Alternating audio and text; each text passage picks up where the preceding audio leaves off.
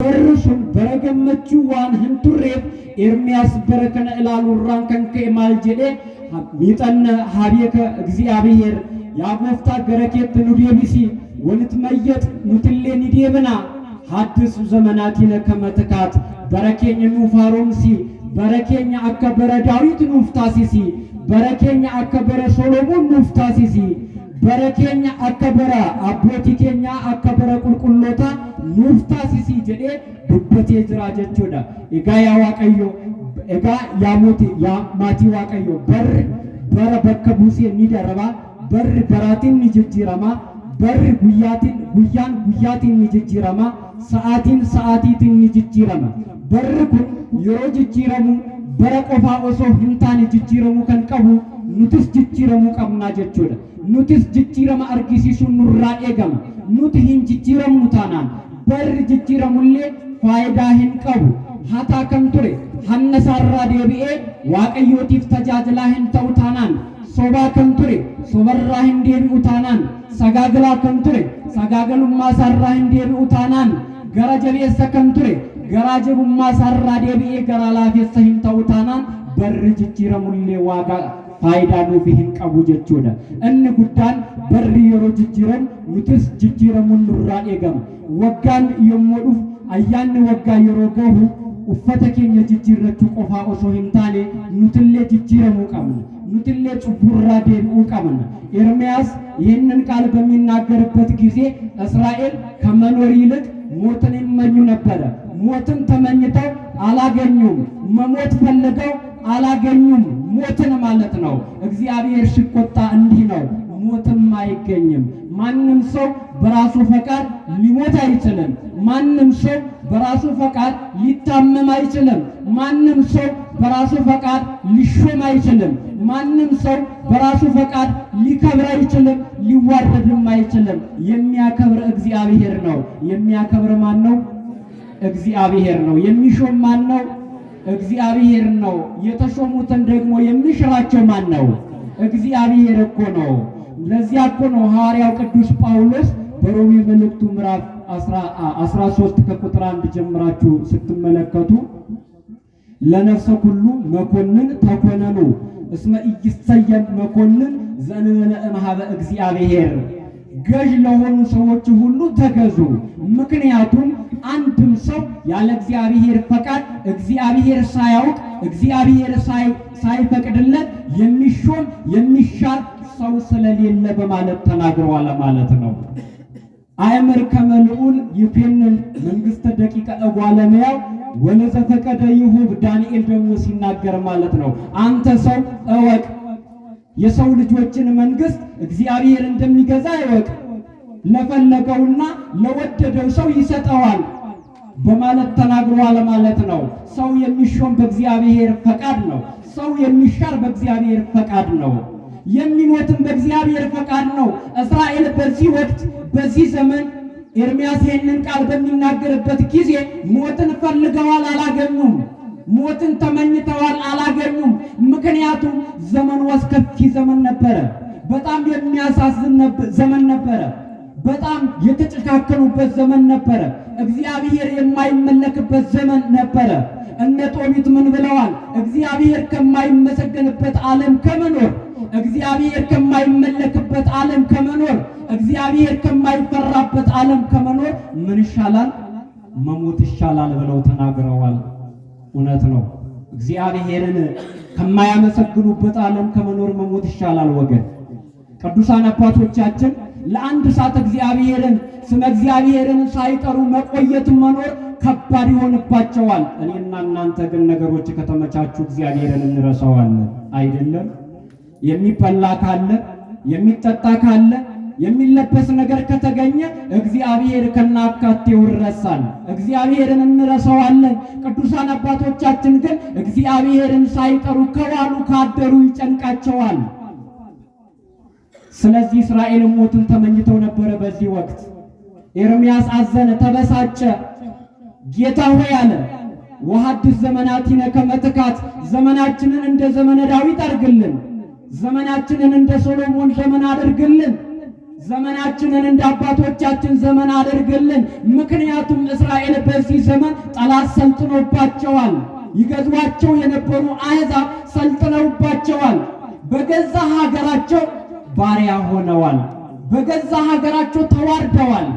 በገዛ ሀገራቸው የገዛ ርስታቸውን ተነጥቀዋል። እንደውም እኮ የሚገርማችሁ ነገር ነቢዩ ሲናገር ምንድን ነው ያለው? የገዛ ውሃችንን በገንዘብ ገዝተን ጠጣን አለ። እግዚአብሔር ሲጣላ እንዲህ ነው። እግዚአብሔር ገጸ ምሕረቱን ከኛ ሲመልስ እንዲህ ይሆናል። ነገሮች ይለወጣሉ። ውሃ በነፃ ነው የተፈጠረው፣ እንድንጠቀምበት ማለት ነው። እስራኤል ከእግዚአብሔር ጋር በነበሩበት ጊዜ ከመጠጣት አልፈው ተርፈው ይታጠቡበት ነበረ፣ ልብሳቸውን ያጠቡበት ነበረ። ዛሬ ግን እግዚአብሔር ሲቆጣ ምን ሆነ? ለመጠጥ እንኳን ተቸገሩ። ዳዊት ታመመ። ሲታመም ከመታመሙ በፊት የቤተልሔምን ውሃ ይታጠብበት ነበረ። ውሃ ልብሱን ያጠብበት ነበረ። ከብቶቹ፣ ፈረሶቹ፣ በቅሎዎቹ ይጠጡት ነበረ። በኋላ ግን ዘመን የመከራ ዘመን ሲመጣ ዳዊት የቤተልሔምን ውሃ ለመጠጣት ተመኘ። ፈተወ ይስታይ ማየ እምአዘቅተ ቤተልሔም፣ ከቤተልሔም ምንጭ ውሃ ሊጠጣ ወደደ ዳዊት ማለት ነው። የኛ የሆነ ሁሉ እግዚአብሔር ሲቆጣ የኛ አይሆንም፣ እንነጠቃለን። ከንኬኘ ከንተ ሁንዱምቱ ጋፈ ዋቀዮ ሎሉ ኑራ ፍቀተማ ጀቹለ ማሊፍ መድ ገመቹ ኬኛ ዋቀዮ ዋንተ መድ ከበጀ ኬኛ ዋቀዮ ዋንተ እስራኤል በረከነ ኬሰ ሰልበተኒ ቱረኒ አርገተኒ ዳበኒ ቱረኒ ገራ ወልት ጀባተኒሩ ጅሬኝ ረዱ አፍለቹ ጥሳኒፍ ጅረፍለተኒሩ ገሩ አርገቹ እንደንዴኝ ኤየመ ዋቀዮ መለዱ አዩ አርገቹ እንደንዳም ክብረ ወመለለ ርሴ ዳዊት ሲናገር ማለት ነው። የምታስከብረኝ ንጉሥ የምታሰኘኝ በራሴ ላይ ያለ ዘውዴ አንተ ነህ። ሰው እኮ ከመሬት ተነስቶ በራሱ ገንዘብ ሊከብር አይችልም። እውቀት ስላለው ብቻ መክበር አይችልም። ገንዘብ ስላለው ብቻ መክበር አይችልም። እግዚአብሔር ካላከበረው ማለት ነው። ስለዚህ ሰዎችን የሚያከብራቸው እግዚአብሔር ነው። እኛን የሚያከብረን እግዚአብሔር ነው። ወወለጡ ክብሮሙ በአምሳለ ላይም ዘይትርአይ ውስተ ሳዕር ነቢዩ ሲናገር ማለት ነው። እስራኤል አእምሮ ከማጣታቸው የተነሳ ክብራቸው፣ ሀብታቸው፣ ጤናቸው፣ ሰላማቸው የሆነ እግዚአብሔርን በመለወጡት በጣዖት ለወጡት። ያውስ ደግሞ ወደ ሳር በሚሰማራ በላም አምሳል በተሰራ ጣዖት ለወጡት እግዚአብሔርን ማለት ነው። የተጨካከልነው እኮ እግዚአብሔርን በገንዘብ ስለለወጥ ነው። እግዚአብሔር በገንዘብ ስለተለወጠ ነው። እና እስራኤል በዚህ ዘመን መንስኤው ምንድነው ብለን ስንመለከት ኃጢአት ነው። አትስሩ የተባሉትን ኃጢአት ሰሩ። አታምልኩ የተባሉትን ጣዖት አመለኩ። በዚህ መከራ መጣባቸው፣ መከራ ተፈራረቀባቸው እስራኤል ማለት ነው። እና ሞትን ተመኙ። ከመኖር ይልቅ መሞት ይሻለናል አሉ። ሊያገኙት ግን አልቻሉም። ሊያገኙት አልቻሉም። ጌታ ሆይ የተደረገብንን ተመልከት ነው የሚለው ነቢዩ ኤርምያስ ማለት ነው። ከቁጥር 1 ጀምራችሁ ስትመለከቱ የተደረገብንን ተመልከት፣ ተዋርዷችንን ተመልከት። ባሮች ሰልጥነውብናል። የገዛ ውሃችንን ተነጥቀናል። የገዛ ቤታችንን ተነጥቀናል። እናቶች ልጅ እንደሌላቸው ሆነዋል። ሽማግሌዎች በመጦሪያ ጊዜያቸው የሚገባቸውን ክብር አላገኙም። የዚህ ደግሞ መንስኤው ኃጢአት ነው። ሚጠነ እግዚአብሔር አብየከ ጌታ ሆይ ወደ አንተ መልሰን አለ። እንደ ኤርምያስ ያለ ነቢይ ያስፈልገናል። እንደ ኤርምያስ ያለ መምህር ያስፈልገናል። እንደ ኤርምያስ ያለ ካህን ያስፈልገናል። ዘር ለይቶ የማያለቅስ ለሁሉም እኩል የሚያስብ ለሁሉም እኩል የሚጨነቅ ለሁሉም እኩል የሚጸልይ እንደ ኤርምያስ ያለ ነቢይ ያስፈልገናል። ምእመናን እንደ ኤርምያስ ያለውን መምህር ለማግኘት ደግሞ ሁላችንም ከቀድሞ ማንነታችን ተመልሰን ለእግዚአብሔር አገልጋዮች መሆን ይጠበቅብናል። ለእግዚአብሔር አገልጋይ ለመሆን የግድ ካህን መሆን አያስፈልግም። ዲያቆን መሆን አያስፈልግም። ባለን በምንችለው ነገር እግዚአብሔርን ማገልገል ይቻላል። ሰዎችን በመርዳት በንጽህና በቅድስና በመኖር ንስሐ በመግባት ወዘተ በእነዚህ ሁሉ እግዚአብሔርን ማገልገል ይቻላል። እና ኤርምያስ ወደ አንተ መልሰን እኛም እንመለሳለን። ዘመናችንን እንደ ቀድሞ አድሰልን። ዘመናትን የሚያፈራርቅ ማን ነው? እግዚአብሔር ነው። ይህንን ደግሞ ታላቁ ነቢይ ዳንኤል በትንቢተ ዳንኤል ምዕራፍ 2 ከቁጥር 21 ጀምራችሁ ስትመለከቱ ወውእቱ ይቤልጥ ዓመታተ ወመዋዕለ ወያነብር ነገሥተ ወይስዕር፣ ዘመኑን በዘመን የሚለውጥ ማቴዎስን በማርቆስ ማርቆስን በሉቃስ ሉቃስን ደግሞ በዮሐንስ የሚለውጥ እሱ ነው። ማክሰኞን በረቡዕ ረቡዕን ደግሞ በማክሰኞ ሐሙስን በዓርብ ዓርብን በቅዳሜ ቅዳሜን በእሁድ የሚለውጥ እሱ ነው። ዘመናትን የሚያፈራርቅም እሱ ነው። እንዲህ አድርጎ ለዘላለም ጸንቶ ይኖራል። ወትነብር ለዓለም ለዘላለሙ ጸንተ ትኖራለህ ነው የሚለው። አሁን ለኛ ለኢትዮጵያውያን አሁን የምንገኝበት ዘመን መለወጫችን ነው። ዘመን የምንለውጥበት ዘመን ክረምቱ አልፎ የጨለማው ዘመን አልፎ የብርሃን ዘመን የተተካበት ዘመነ ክረምቱን ያሳለፍንበት ዘመነ በጋውን ደግሞ የተቀበልንበት ከጨለማ ወደ ብርሃን የወጣንበት ዘመን ነው አሁን ወቅቱ ማለት ነው። ስለዚህ ዘመኑ ሲለወጥ እኛም መለወጥ አለብን። በዝሙታችን የምንቀጥል ከሆነ ዘመኑ ቢለወጥም ምንም አይጠቅመንም። ሌቦች የነበርን ሰዎች በሌብነታችን የምንቀጥል ከሆነ ምንም አይጠቅመንም። በመጨካከል በዘረኝነት የምንቀጥል ከሆነ ዘመኑ ቢለወጥም ምንም ፋይዳ የለውም። ሰለስተ ግብራተ አስቆረረት ነፍሴ ነው የሚለው ጠቢቡ ሶሎሞን ሰውነቴ 3 ነገሮችን ትጠላቸዋለች። ስንት ነገሮችን? 3 ነገሮችን። እንዘ አረጋዊ ዘማዊ ይላል መጀመሪያ ላይ፣ እንዘ ባዕል ድምፃዊ፣ እንዘ ነዳይ እቡይ። ምን ማለት ነው?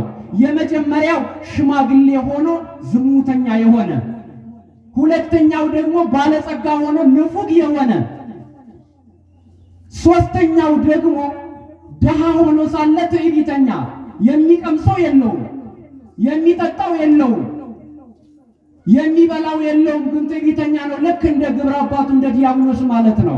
ስለዚህ እነዚህን ነገሮች ሰውነቴ ትጠላቸዋለች ሶሎሞን ማለት ነው። ምናልባት በዚህ ስራ የነበርን ሰዎች፣ በዚህ ሁኔታ የቆየን የኖርን ሰዎች አሁን በዘመነ ማርቆስ በአዲሱ ዘመን መለወጥ ይጠበቅብናል ማለት ነው። እኛ ከተለወጥን ዘመኑ ዘመነ ሰላም ይሆንልናል። የመተሳሰብ ዘመን ያደርግልናል እግዚአብሔር አምላካችን። የሰላም ዘመን ያደርግልናል። የመፈቃቀር ዘመን ያደርግልናል እግዚአብሔር አምላካችን። ስለዚህ ሰላማችን በማን እጅ ላይ ነው ያለው? በእጃችን ላይ ነው።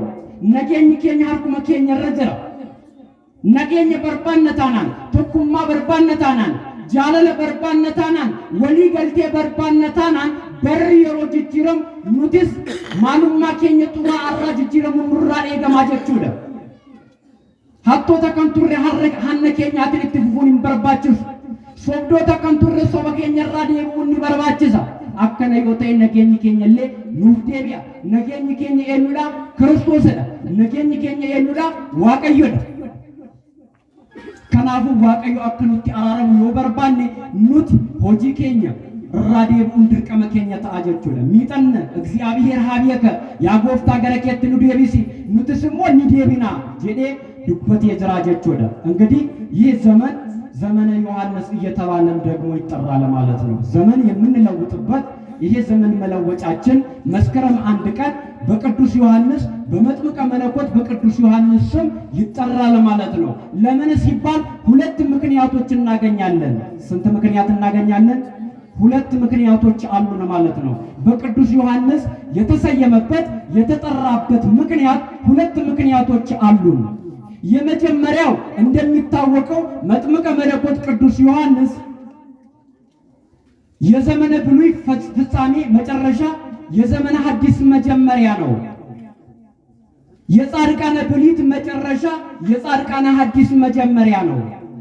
የሰማዕታተ ብሉይ መጨረሻ የሰማዕታት ሐዲስ ደግሞ መጀመሪያ ነው። ማነው እሱ? ቅዱስ ዮሐንስ ማለት ነው።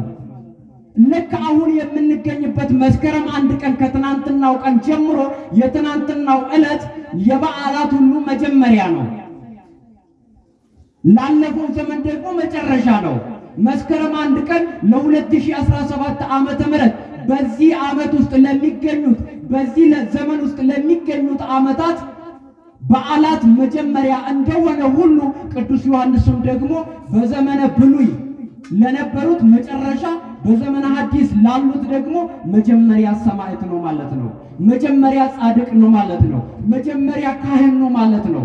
ስለዚህ በዓሉ ለበዓላቱ መጀመሪያ እንደሆነ ሁሉ ቅዱስ ዮሐንስም ደግሞ የጻድቃን የሰማዕታት መጀመሪያ ስለሆነ ወቅቱ፣ ዘመኑ፣ ዕለቱ በማን እንዲጠራ ተደርጓል? በቅዱስ ዮሐንስ እንዲጠራ ተደርጓል ማለት ነው። የመጀመሪያው ምክንያት ይሄ ነው። ወደ ሁለተኛው ስናልፍ ቅዱስ ዮሐንስ በዚሁ ዕለት፣ በዚሁ ወር፣ በዚሁ ወቅት፣ በዚሁ ዓመት እውነትን ተናግሮ እውነትን ሰብኮ ምን አድርጓል? ሰማዕትነትን ተቀብሏል ከእግዚአብሔር ማለት ነው።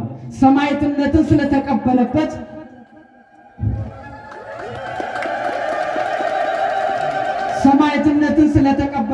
ወቅቱ፣ ወሩ፣ መጀመሪያው ዕለት ዕለተ ዮሐንስ እየተባለ ይጠራል ማለት ነው። ከመስከረም 1 ቀን ጀምራችሁ እስከ 8 ቀን ያለው ዕለተ ዮሐንስ እየተባለ ይጠራል ማለት ነው። ዮሐንስ ማለት ፍስሐ ወሐሴት ፍጹም ደስታ ማለት ነው።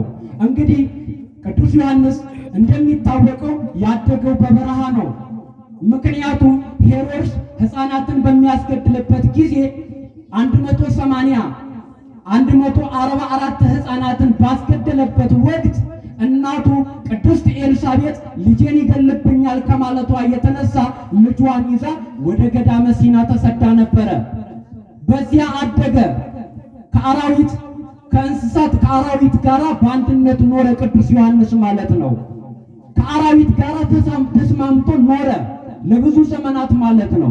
በኋላ ግን የተነገረው ትንቢት ሲደርስ፣ የተቆጠረው ሱባኤ ሲደርስ ሲፈጸም ቅዱስ ዮሐንስ ከምድረ በዳ በእስራኤል በይሁዳ አውራጃ እያስተማረ መጣ።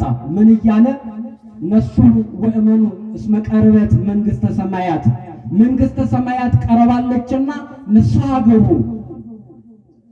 ሃይማኖት፣ ልጅነት በሃይማኖት፣ መንግሥተ ሰማያት በልጅነት፣ ልጅነት ደግሞ በሃይማኖት ልትሰጥ ቀረባለችና ምን አድርጉ? ንስሐ ግቡ። አዲሱ ዘመን ሲመጣ ንስሐ መግባት ያስፈልጋል።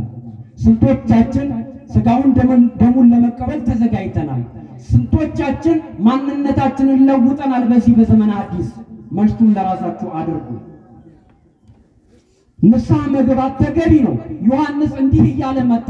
ነሱ ወእመኑ እስመ ቀርበት መንግሥተ ሰማያት፣ መንግሥተ ሰማያት ቀርባለችና ንስሐ ግቡ እያለ እያስተማረ መጣ ዮሐንስ ማለት ነው። በዚህ ጊዜ ምን ሆነ? አይሁድ ይህ ሰው ማን ነው? የተነገረውን ትንቢት ያውቃሉ፣ የተቆጠረውን ሱባኤ ያውቃሉ። ክርስቶስ እንደሚመጣ ከሰማይ ሰማያት እንደሚወርድ ከእናታችን ከቅድስት ድንግል ማርያም እንደሚወለድ አሮጌውን ዘመን እንዲያድስልን ያውቃሉ እነዚህ ሰዎች ማለት ነው። እና የክርስቶስን መምጣት ስለሚያውቁ ክርስቶስ ነው ወይ ይህ ሰው ማን ነው የሚል ጥያቄ ተፈጠረባቸው አይሁድ ማለት ነው። ከካህናት ወገን ከሌዋውያን ወገን ሰዎች መርጠው ምን አደረጉ? ሂዱና ቅዱስ ዮሐንስን ይሄ የሚያስተምረውን አካል ጠይቁት ብለው ሰዎች ላኳቸው። እነዚህ መልእክተኞች ከቅዱስ ዮሐንስ ዘንድ ደርሰው መኑ አንተ ማን ነህ? ክርስቶስ ነህ? ኤልያስ ነህ? ወይስ ሌላ ነቢይ ነህ? ብለው ጥያቄ ሲያቀርቡለት እኔ ክርስቶስ አይደለሁም ወአምነ ዮሐንስ ከመ ኢኮነ ክርስቶስ እንዳልሆነ ቅዱስ ዮሐንስ አመነ። እኔ ክርስቶስ አይደለሁም የእሱን መንገድ ምጠርግ ነቢዩ ኢሳይያስ በትንቢተ ኢሳይያስ ምዕራፍ 43 ላይ እንደተናገረልኝ የእሱ መልእክተኛ ነኝ እንጂ እኔ ክርስቶስ አይደለሁም አለ ዮሐንስ ማለት ነው።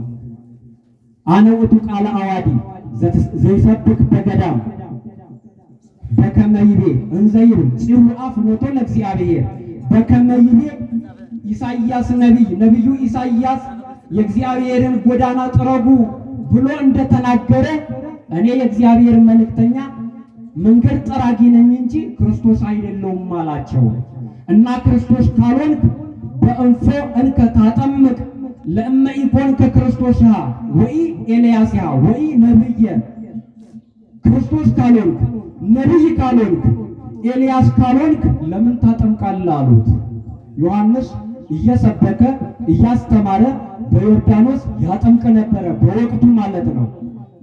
ካልሆንክ ለምን ታጠምቃለህ አሉት። እኔ የማጠምቃችሁ ለክርስቶስ ጥምቀት ለማብቃት ነው እንጂ ለክርስቶስ ጥምቀት እንድትበቁ ነው እንጂ ፍጹም ጸጋ ክብርን የሚያሰጥ ጥምቀት አይደለም የማጠምቃችሁ በማለት ብሎ መለሳቸው። ፍጹም ጸጋን የሚያስገኝ ፍጹም ክብርን የሚያስገኝ ጥምቀት በክርስቶስ ነው የተገኘልን ማለት ነው። ወውእቱ ዘይመጽእ እምቢሬ ውእቱ ዘሃሎ እምቅድመዬ፣ ከኔ በኋላ የሚመጣ እሱ ከኔ በፊት የነበረ ነው ዮሐንስ ማለት ነው። ለክርስቶስ መሰከረለት። እኔ በውሃ አጠምቃችኋለሁ፣ እሱ ደግሞ በእሳትና በመንፈስ ቅዱስ ያጠምቃችኋል። እሺ ብትሉ በውሃ ያጠምቃችኋል፣ እምቢ ብትሉ ግን በገሃነመ እሳት በምን ያጠምቃችኋል? በእሳት ያጠምቃችኋል ብሎ መለሰላቸው ብሎ ነገራቸው ቅዱስ ዮሐንስ ማለት ነው።